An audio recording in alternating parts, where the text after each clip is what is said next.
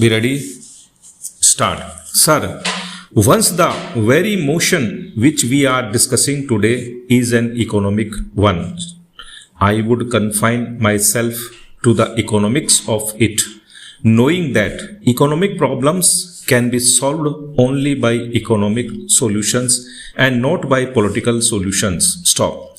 We are discussing a national issue which is of vital concern to the people. Stop. Prices are a national concern, and as legislators, it should be our duty to place the subject above party politics. Stop. I believe prices and tempers should not rise simultaneously, at least on the floor of the house. Stop. It can happen in the market where prices and tempers rise together, but when tempers cool down, prices do not follow suit. Stop. That being the experience of life, let us try to understand the problem rationally, logically, and dispassionately. Stop. Let me reiterate today that what we are discussing is the current price situation and not the situation as it prevailed during the previous regime. Stop. References to the past are, of course, always necessary in any analysis of the economic forces because economic wisdom is largely retrospective. Stop. But let us not be bogged down in mutual recrimination because we want this debate to generate more light than heat, and that I hope that is the desire of everyone participating in it. Stop. But that has not been the trend so far. Stop.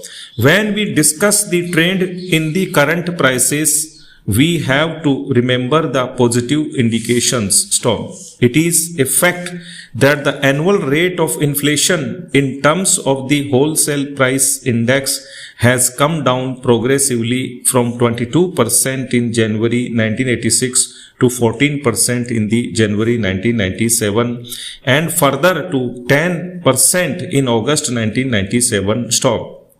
I am afraid I have to give some figures because we have heard distorted figures and I would like to correct the position. Stop. In August last year, the wholesale price index had risen by 12% over that of the previous year. Stop. But on August this year, it rose only by 6%. Stop. Here, I am not underestimating the fact that the rate of inflation in the country is still high and even downward percentage changes in the rate of inflation cannot conceal the fact that they are indeed growth upon growth. Stop. The finance minister said this year that the prices would soon hit a plateau, but hitting a plateau is not enough. Stop. Para. We have to ensure that after reaching a plateau, the prices actually slide downhill. Stop.